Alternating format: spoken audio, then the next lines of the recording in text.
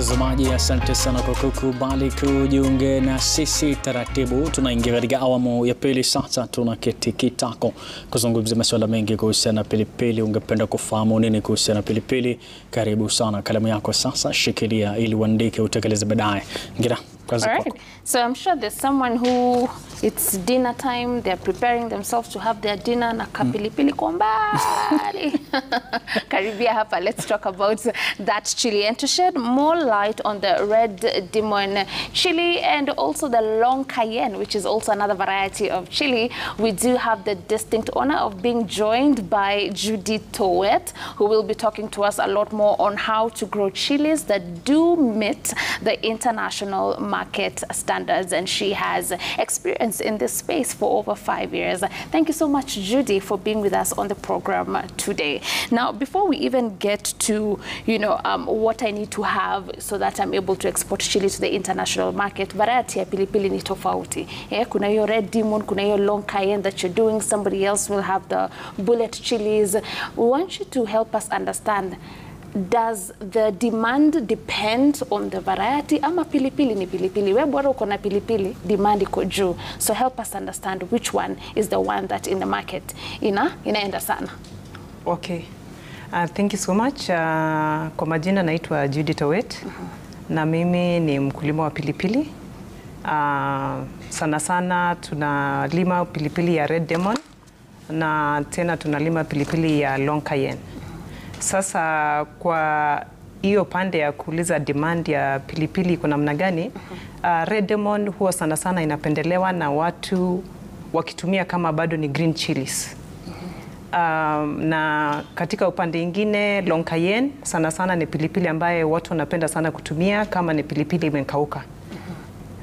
Na taste ya red demon iko mzuri sana ikiwa ni green, lakini ikiwa imekauka haina taste mzuri sana. So pilipili huwa inaenda na matumizi ambaye kama unatumia kama ni ile ya kachumbari nyumbani sana sana huwa ni red demon, lakini kwa upande ingine kama inatumia kama ni powdered chili, unatumia kwa like cuisines, inatumika kama long cayenne. Right. Okay. Yes.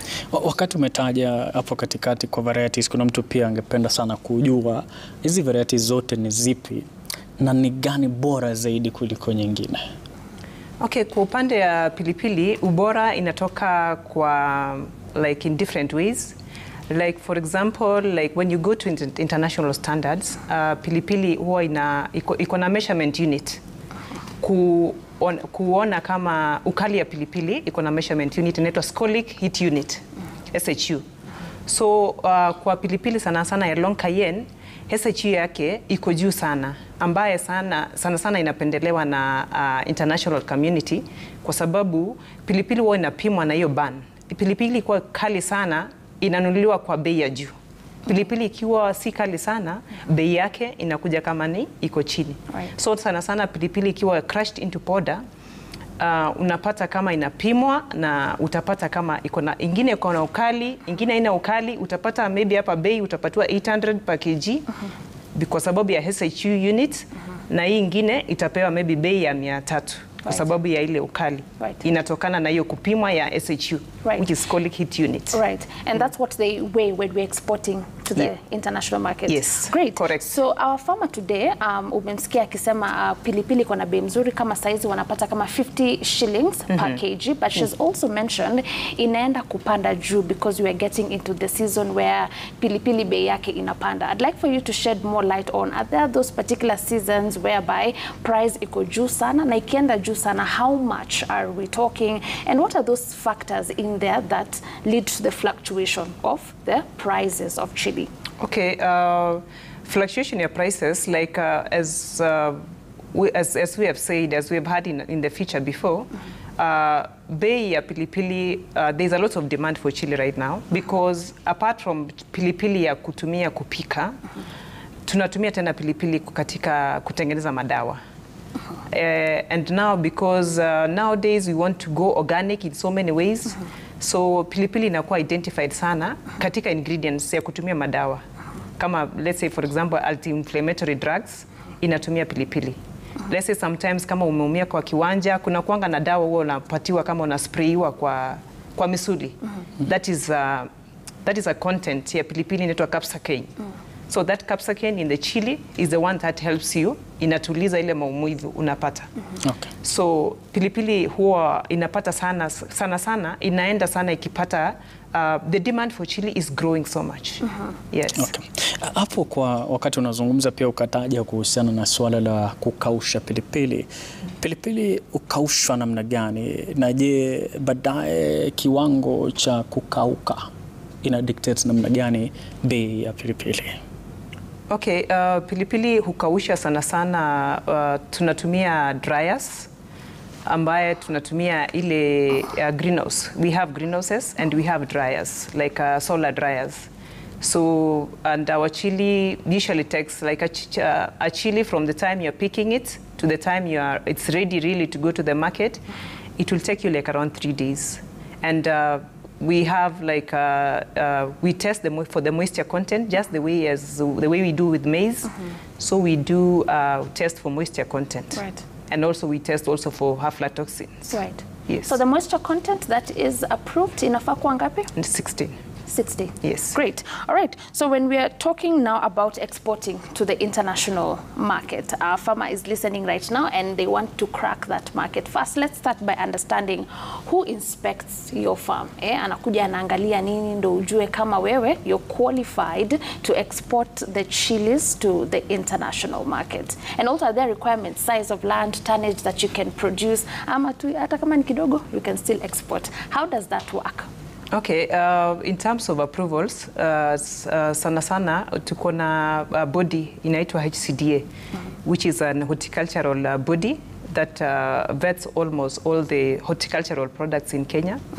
So when you're going for the export market, you have to go through that body, and they'll give you the requirements of what you need to do so that you can be able to meet all the standards. Right. Yeah. So is there expectations on the production that you have? Kama ni tonnage, should it be, you know, a certain level of tons or kg so that you're able to get into that market? Yes, like for example, like if you are really exporting for the international market, huwa inaenda kama ni tani kubwa sana, like, you know, all maybe like even 20 tons. So that you can fill a container like of dried chili. And most of the time, like the international market, they would want dried chili because also at least they can be sure that it can get there when there's no aflatoxins, you know. So like you really need to have kind of an aggregation center whereby you aggregate with other farmers. Alafu mnakutanisha hiyo product zenu, alafu mnaweza kukausha na mnajaza kwa container, na inakuwa shipped kama ni all container. Right. Yes. So it's very rare for us to export the fresh chili without it being dried. There are some also that there are other markets that need fresh chili, like Germany. They are interested in fresh chili most of the time. Right. But there are also other, like China, they are interested so much in dried chili. Right. Yes. Okay. Wakati unataja pia ukazungumzia kuhusiana na tani ambazo zinatakikana, nimepanda pilipili kwa ekari moja, anaweza pata tani ngapi na ninavuna kwa misimu mingapi au mara ngapi? Okay, like an acre of chili, if you have best crop practices, umefanya kazi mzuri kabisa. Sasa tumepanda chili ukaenda. When you have best crop practices, you'll get between 25 tons to 30 tons per acre. Right. Yes. Now unavuna for how many, for how long before you now replant again? Una chili inaenda for 10 months. Okay. So for 10 months, you'll get that 30 tons. So like you'll approximately, like you're having an average of like around 4 tons. All right. Yeah, per month. Okay. Yes. So something also that you touched on in passing, ulikuwa unasema kama China wanataka sana dried chili, Germany wanataka fresh. Maybe you can expound just a bit further on the countries where we are exporting our chilies to and some of the demands that they have, like you've mentioned for the 2 countries that you just talked about. Okay. So like mostly we take our chili to, I've mentioned China. I've mentioned also, we also have Europe. We also have the Middle East, like Saudi Arabia, Dubai. Yeah. Those are the major places that really takes chili. We also have Turkey. Yes, so we have a number of countries. Right. Some we are yet to explore, but mostly right now there's a lot of exports that go to Europe and China and the Middle East. Middle East wanaitaka Ikiwa dried. Okay. Yes. All right. Kuna swali ndaomba sana unifafanulie kwa undani sana. Swala la proper management ya shamba ndio ufikie hiyo tonnage umesema. Ni nini hiyo ambayo inafaa kufanya ndio nisikose kupata amount, kwa sababu kujaza tani moja pilipili si rahisi. Yes. Siri ni gani hiyo? Naanzia wapi? Okay, siri ni moja kwanza. I mean, I usually tell farmers because I do a lot of consultation with farmers that are doing chili, and I usually tell farmers that if you have not done your soil test, you should just stop what you're doing and start it right. Because the first thing that you need to do is soil test. Watu wengi sana wanafanya makosa, wanafanya kuingia maneno ya ukulima bila hata kujua what the soil needs. So you keep on like adding the fertilizer, which is a wrong fertilizer, and that's where you fail. So unafanya soil test, and then after that you'll be able to know the kind of fertilizer that your soil needs. You know that the improvement, the soil treatment that you need for that soil, if it is acidic, if it's a bit basic, you'll understand what you need to do. So, and then also another thing also about chili farming, you have seen in that feature that we've had there, we have incorporated mulch paper. Hiyo karatasi inasaidia sana kuleta ile joto kwa mchanga, alafu inasaidia maneno ya service runoff, na kusaidia tena kuzuia magonjwa isiguze kwa nini matawi ya pilipili. Okay. So you're confirming the first thing a farmer needs to do is soil test. Soil test. Just maybe very quickly, as we take our break, requirements for that soil. And here we are talking about from pH to the type of soil. Ndo waweze kujua once they test their soil, what are they looking out for? Okay, sana pilipili inataka pH between 6.5 and 7. Na tena pilipili inapenda sana mahali kuna joto. So we usually say the hotter the weather, the hotter the chili. Right. And therefore inatulid kwa hiyo maneno nilikuwa nimeongea juu ya scoic heat unit. The hotness of the chili. So ile weather inataka weather yenye ko 1500 meters above sea level. Right. Yeah, that is a bit of a hot weather. Haitaki sana mahali baridi. So inataka like warm temperatures. Right. Na pilipili itakupatia production mzuri. You can even exceed like even a tonnage of even 30 tons when you have a very hot weather and you are able to stick to the best crop practices. Right.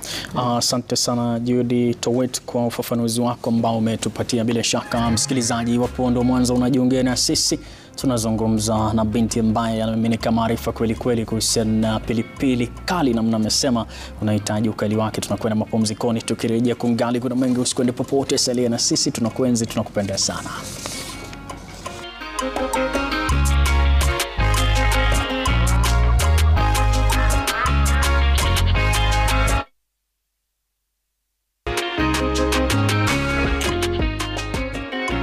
Asante sana mtazamaji kwa kukubali kujiunga na sisi. Dakika 41 baada ya saa 12 Afrika Mashariki. Nikufahamisha kwamba kipindi hiki kinapewa udhamini mkubwa kabisa na Benki ya Cooperative. Ukiwapo unatafuta nafasi ya kufahamu mengi kuhusiana na kile ambacho tunaita utaalamu kule shambani, basi itakuwa raha sana upate nafasi hiyo. Cooperative inakufanikishia hilo kwa kuletea agronomist katika shamba lako, na vile vile iwapo wewe ni mfugaji wa ng'ombe wa maziwa, ni raha sana ujaliwe kile tunaita milk chillers katika shamba lako, jokofu la kuhifadhi maziwa kule shambani.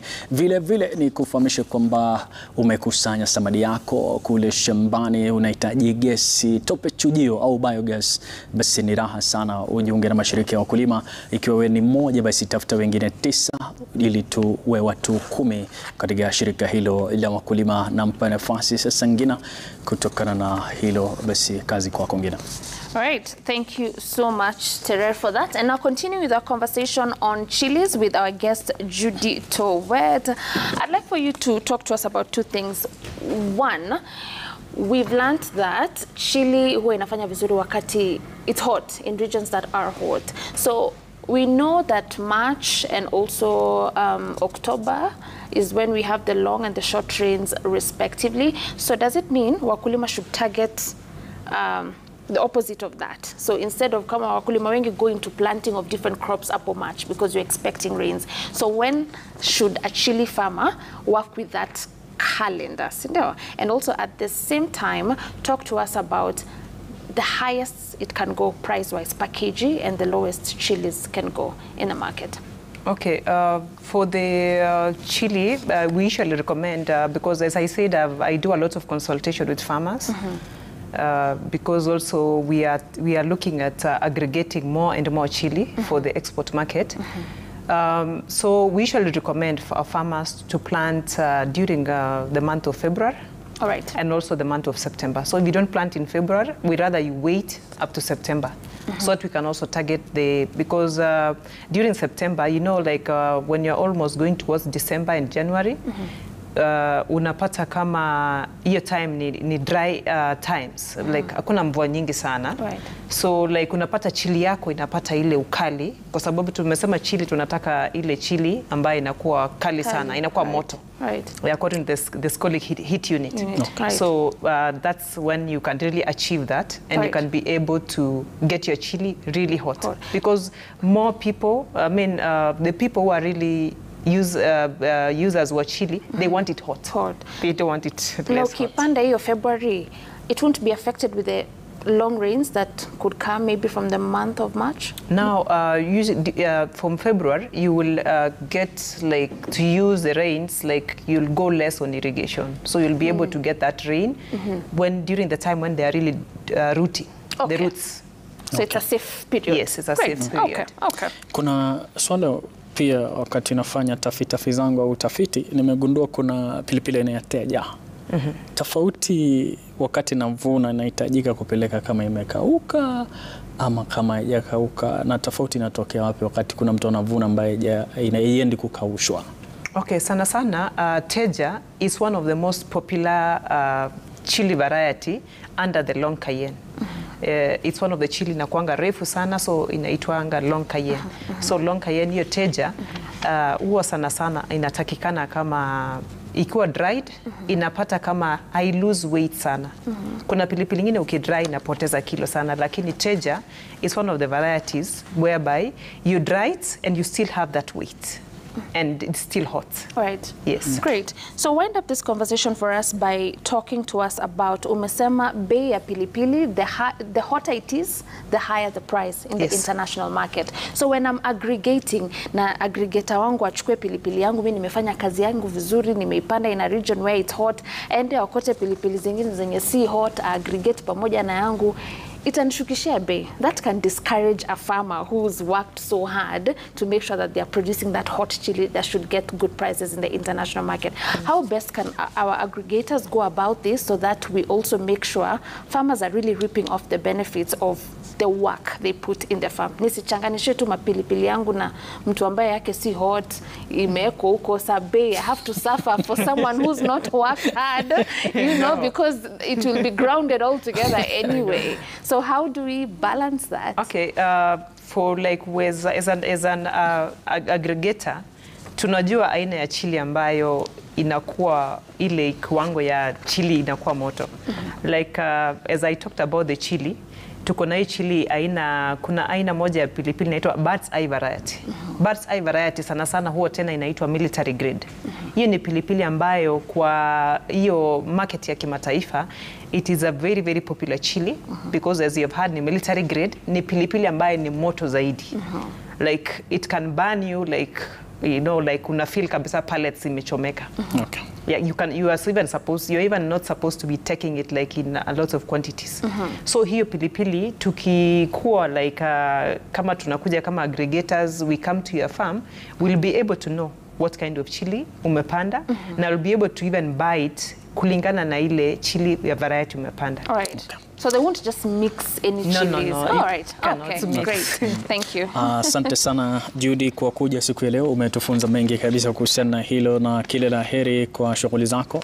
Wakati kabla tuje kwa kamera ukasema wakati mmoja ulikuwa mwandishi wa habari. Kile la heri katika shughuli zako. Mtazamaji, nakamilisha nikisema hivi, salia na Mwenyezi Mungu, kumbuka tatimiza ndoto, tutafaulu sana.